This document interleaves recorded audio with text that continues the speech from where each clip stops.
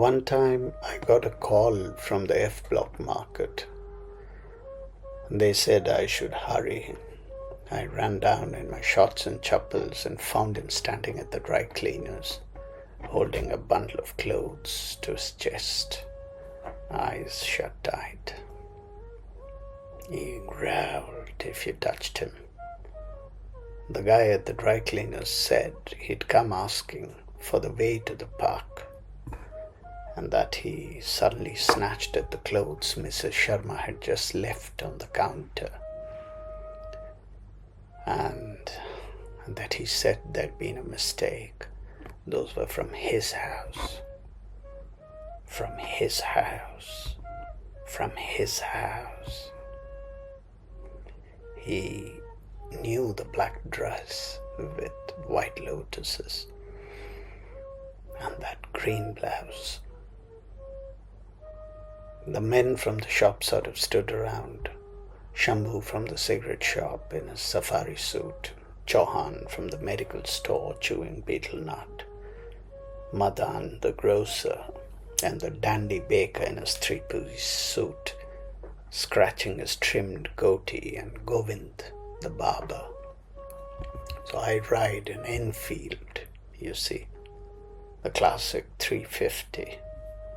It's a single-cylinder, four-stroke twin-spark, weighs about 2 tons, and is invisible in the dark.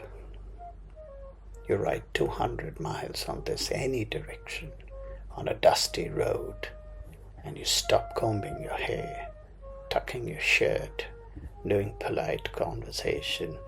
Your guts get trained for fake detection. So, I don't do sop, and I can tell a bullshit emotion from miles. But those men that day, standing around the old fool and those clothes, were not exactly in tears, but were close, this close. One time we went up to his terrace. It was the lazy hour when light breaks just after a day-long shower. I was dying to get back to the flat, because if you're out and the clouds get pretty like that, you get strange thoughts, and you go weird in your head. But I didn't leave. I just sat on the parapet. A blue kingfisher came by the pond in the park, and 2 strays ran circles around the cypresses. Sparrows flew in and flew out of the bamboo tree, and I could spy only a housemaid there, nursing her tired knees in the grass. Then a breeze came in from the side of the river, with all those smells, highways and open places, highways and open places. And he, who was on the far corner of the terrace, looking over, straightened his back, turned towards the breeze, and shut his eyes. One time we rode to the old pontoon bridge. There's a version of me, you know, he said there, who went to Bharatpur when I didn't. He opened a carpenter shop under a tree. And there's a version of me who kissed her when she wanted to be kissed, but wasn't. He lives in a van painted green and draws things inside he mustn't.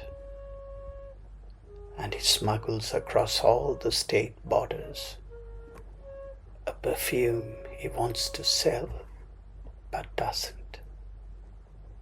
And a version of me who never did leave while the rains were still falling,